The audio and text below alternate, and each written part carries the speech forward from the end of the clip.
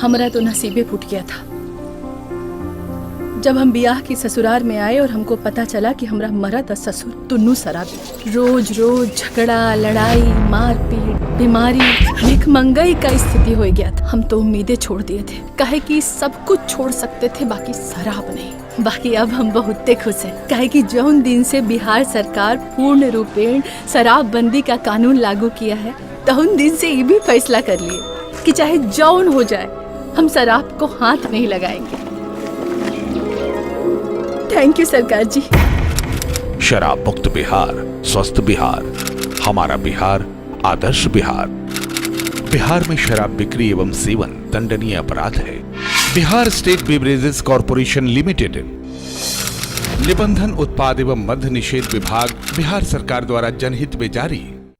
आज अररिया कॉलेज के स्टेडियम में दिन के 3 बजे माननीय मुख्यमंत्री जी का आगमन हुआ और लगभग 2 घंटे तक भाषण किए, जिसमें उन्होंने मुख्य रूप से आधे घंटे तक शराबबंदी पर चर्चा की, फिर 7 निश्चयों पर चर्चा की। अंत में उन्होंने आगामी दिनों में आने वाले मानव श्रृंखला को मजबूत करने की अपील की। पूरा स्टेडियम जीविका दीदियों से भरा पड़ा हुआ था। जीविका मित्रों की उपस्थिति ने मैदान को जगह भर दी थी। अब आइए देखते हैं, खुद उनकी ज़बानी अपनी आंखों से देखें।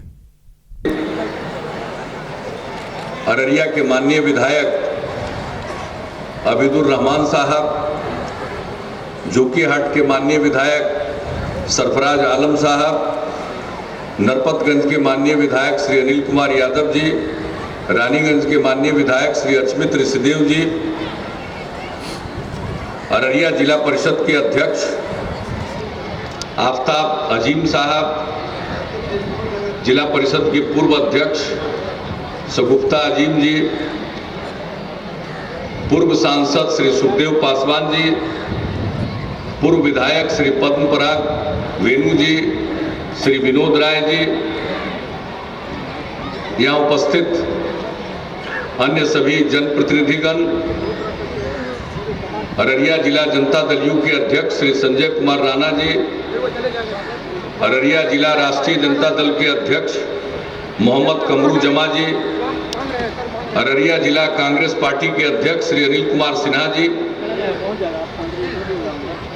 यहाँ मंच पर उपस्थित बिहार सरकार के मुख्य सचिव श्री अंजनी कुमार सिंह जी, पुलिस महानिदेशक श्री पीके ठाकुर जी, पूर्णिया प्रमंडल के आयुक्त सुश्री टीएन विदेश्वरी जी, पूर्णिया प्रक्षेत्र के पुलिस महानिरीक्षक श्री उमाशंकर सुधांशु जी, पुलिस महानिरीक्षक विशेष शाखा श्री बच्चू सिंह मीना जी, पुलिस उप महानिरीक्षक पूर्णिया श्री उपेंद्र कुमार सिन्हा जी, अररिया के जिलाधिकारी श्री हिमांशु शर्मा जी, पुलिस अधीक्षक श्री सुधीर कुमार जी, यहाँ उपस्थित अन्य सभी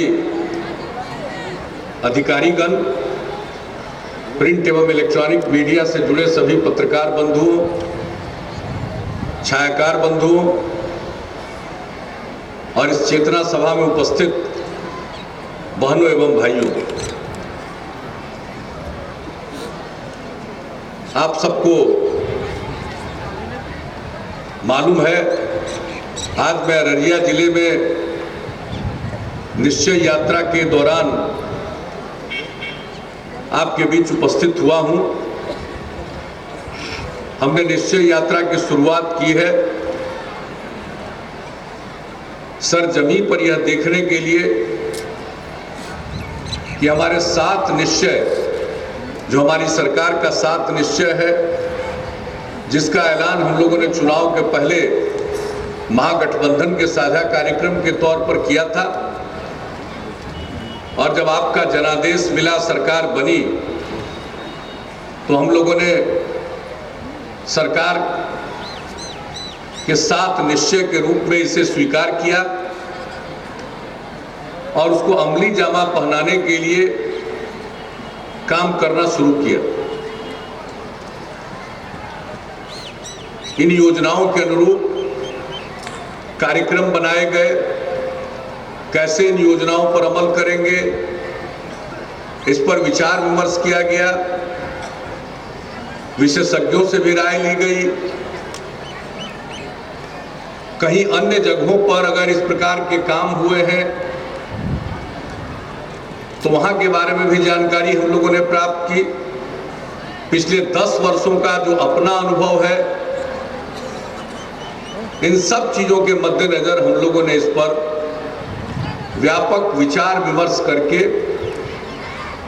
योजनाएं बनाई और उन योजनाओं को लागू कैसे करेंगे, इस पर भी गंभीर चिंतन मनन किया और तब इन चीजों को लागू करने के लिए हम लोगों ने कदम बढ़ाया। अभी जो हमारा 7 निश्चय, उसमें से एक निश्चय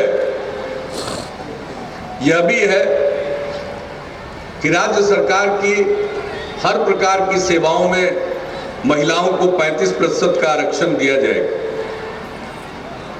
इस निश्चय को लागू कर दिया गया, जनवरी महीने में ही लागू कर दिया गया और अब बिहार सरकार में जो भी नियुक्ति होती है उसमें महिलाओं के लिए 35% आरक्षण का प्रावधान कर दिया गया। हमने बिहार में नारी सशक्तिकरण पर पहले ही से काम किया।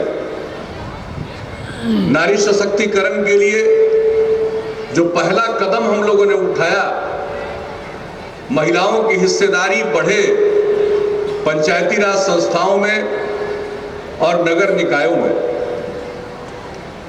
बिहार पहला राज्य है जहां पंचायती राज संस्थाओं में और नगर निकायों में महिलाओं को 50% का आरक्षण दिया गया। संविधान में व्यवस्था की गई है कि 1/3 स्थान कम से कम महिलाओं के लिए आरक्षित होगा। हमने सोचा कि कम से कम 1/3, अधिक से अधिक 1/3 नहीं, और चूंकि महिलाओं की आबादी आधी है इसलिए उनकी हिस्सेदारी भी आधी होनी चाहिए और इसी सोच के आधार पर हम लोगों ने बिहार में महिलाओं को आरक्षण दिया 50%। प्राथमिक शिक्षकों के नियोजन में भी महिलाओं को इतना ही आरक्षण दिया गया और इसके अलावे शिक्षा में जो लड़कियां पीछे थी उनको आगे बढ़ाने के लिए हम लोगों ने काम करना शुरू किया। हम लोगों ने महसूस किया था कि भाई 5वीं कक्षा तक तो लड़कियां पढ़ लेती हैं, अगर गांव में स्कूल है, अगल बगल स्कूल है, लेकिन उसके आगे मिडिल स्कूल में भी नहीं जा पाती थी और उसका कारण था गरीबी।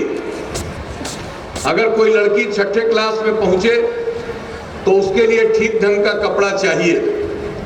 माँ बाप गरीबी के कारण अपने बेटियों को पोशाक उपलब्ध नहीं करा पाते थे, इसलिए अपनी बेटियों को आगे स्कूल भेजना ही बंद कर देते थे। इस चीज को समझते हुए हम लोगों ने सबसे पहले लड़कियों के लिए पोशाक योजना की शुरुआत की और उसका परिणाम हुआ कि लड़कियों की संख्या मिडिल स्कूल में बढ़ने लगी। फिर हमने सोचा कि मिडिल स्कूल तक ही पढ़कर क्या होगा, 8वीं कक्षा तक ही, कम से कम मैट्रिक पढ़ना चाहिए। तो हम लोगों ने 9वीं कक्षा में पढ़ने वाली लड़कियों के लिए और हाई स्कूल की पढ़ाई में आकृष्ट करने के लिए लड़कियों को साइकिल योजना की शुरुआत की। पटना में, पूर्णिया में, अररिया में लड़की साइकिल चलाते हुए नहीं दिखती थी, लेकिन जब हम लोगों ने लड़कियों के लिए साइकिल योजना की शुरुआत की तो गांव-गांव से लड़कियां साइकिल चलाकर समूह में स्कूल जाने लगी।